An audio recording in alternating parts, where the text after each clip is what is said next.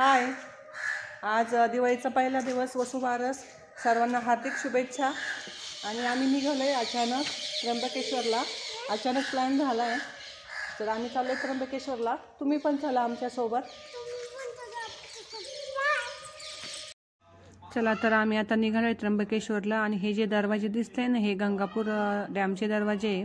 तर पाणी काही सोडलेलं नव्हतं, कारण झाले 15 ते 20 दिवसापासून आहे ना, कडक ऊन पडलेलं होतं, पाऊस नव्हता, त्यामुळे काही पाणी सोडलेलं नव्हतं. आणि आमचा जो प्लॅन आहे तो एकदमच अचानक झाला. आणि आज आहे दिवाळीचा पहिला दिवस वसुबारस, तर त्याची पण तयारी करायची. आता बघू तिकून आल्यावर काही होतं का. तर इकडे आहे ना काऊचं चालू होतं, खोड्या काढायचं काम. ते बघा कशी खोड्या काढते ती.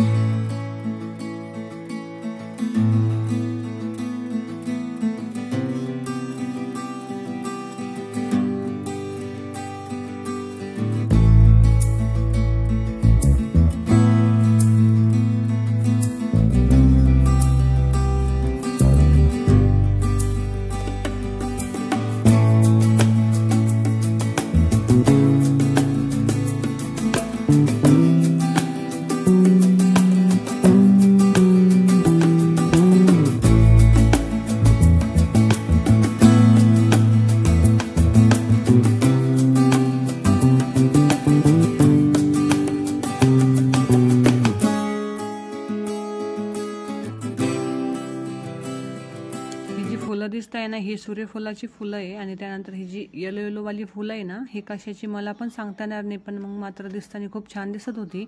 आणि खूप कडक ऊन पडलेलं होतं, त्याच्यामुळं गरमीसुद्धा भरपूर होती. तर साधारण आम्हाला क्लासपासून ते त्र्यंबकेश्वरला पोहोचण्यासाठी एक घंटा लागून जातो. तर हे बघा,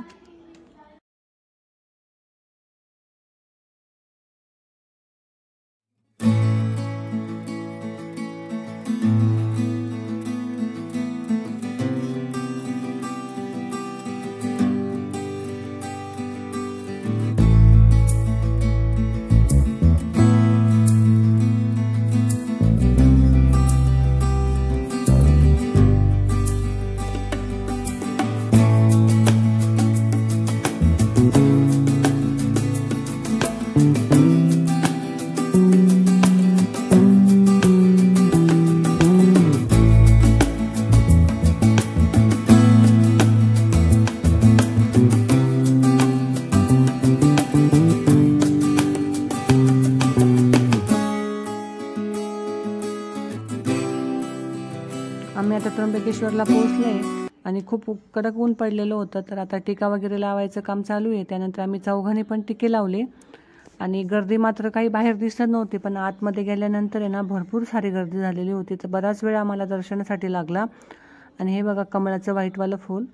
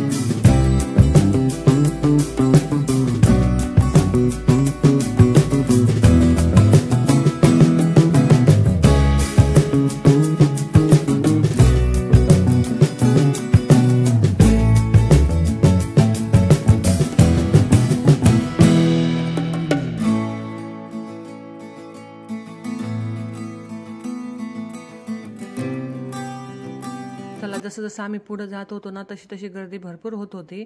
आणि हा जो आहे ना हा शेवटचा हॉल होता, पण समोर पण बराच वेळ लागला. तर साधारण 3 ते 3.5 घंटे आम्हाला दर्शनासाठी लागले. तोपर्यंत आहे ना काऊला भूक लागली होती. मला जाऊ दे, छोटे मुलं पण देवासारखीच आहे. तिनं मग तो देवाचाच प्रसाद खायला सुरुवात केली. तर मग आणि हे जे ज्योतिर्लिंग आहे ना 12 ज्योतिर्लिंगापैकी 8व्या स्थानावर त्र्यंबकेश्वर ज्योतिर्लिंग आहे. आणि त्याला पवित्र असं स्थान आहे, कारण आपलं त्र्यंबकेश्वरच्या ज्योतिर्लिंगावर आहे ना 3 लिंग आहेत, जसे की ब्रह्मा, विष्णू आणि महेश. त्यामुळं तर हे जे त्र्यंबकेश्वरचे मंदिर आहे ना तर हे पूर्णपणे काळ्या पाषाणामध्ये बांधलेलं आहे. बांधलेलं म्हणण्यापेक्षा पूर्णपणे कोरलेलं आहे. तर याला बांधण्यासाठी साधारण 31 वर्ष लागली होती. आणि त्या काळामध्ये याला 16 लाख रुपये बांधण्यासाठी लागला असं म्हणतात. तर आत्ताच्या काळामध्ये करोडो रुपये लागले असते.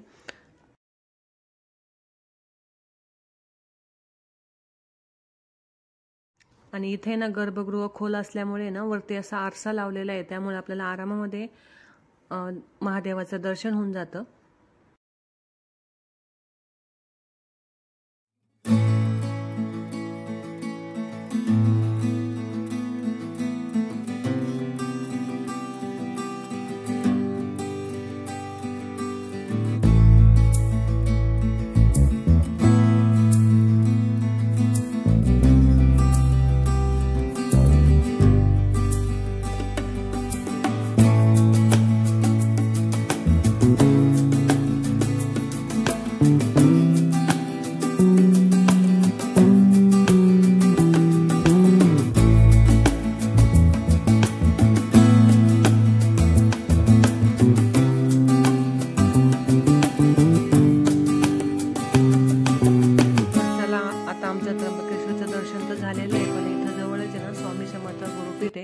तर तिथं आम्ही दर्शनासाठी गेलो आणि गाडी ना तर आम्ही खालीच लावली होती.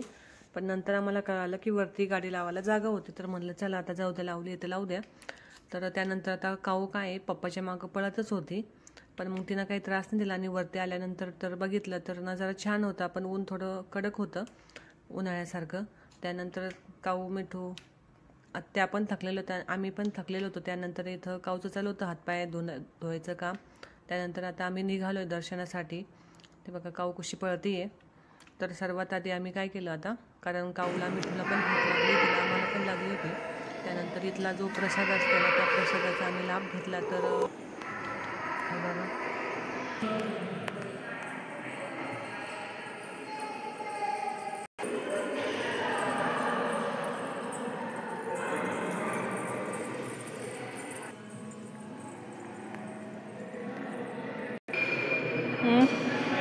चुरमा चुरमा इथे फोटो काढण्यास सक्त मनाई आहे. मी ते पाय धुवायला ना सर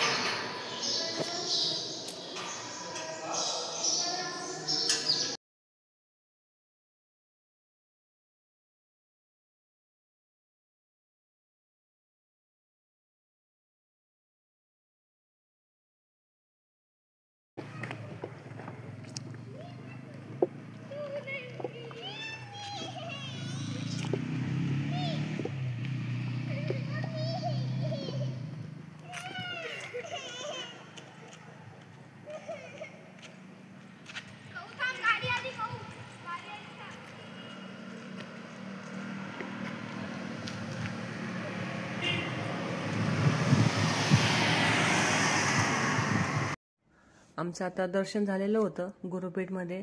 तिथंच आम्ही आता जेवण केलं आणि त्यानंतर आता निघालोय. तर आता आम्ही मधल्या रस्त्याला निघालो होतो. तर सगळीकडे भाताची शेती होती दोन्ही साईडनं पण, आणि पाणी पण असं भरपूर होतं.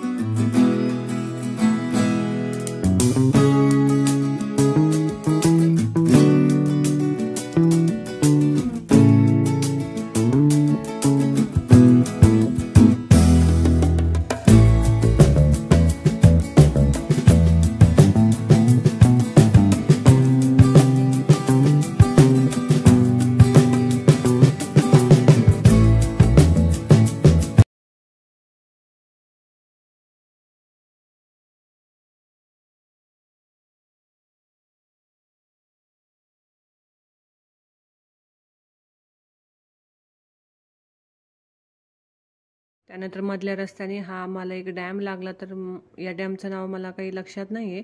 तर इकडं भरपूर सारे डॅम आहेत. तर आणि आभाळ पण आलेलं होतं, तर थोडाफार पाऊस पण सुरू झालेला होता. तर घरी जाता जाता आम्हाला 6 वाजले. आणि त्यानंतर मिठूनं मग बाकीची तयारी केली, म्हणजे रांगोळी वगैरे काढली. त्यानंतर तिचं पण आवरलं आणि मी घरातलं आवरलं, कारण सकाळी थोडंफार राहिलेलं होतं ना. आज वसुबारस होता, दिवाळीचा पहिला दिवस. तर मग मिठूनं त्यानंतर पूजा केली आणि काऊ जी आहे ना ती झोपलेलीच होती, कारण ती खूप दमलेली होती ना त्यामुळं. त्यानंतर थोड्या वेळाने काऊ उठली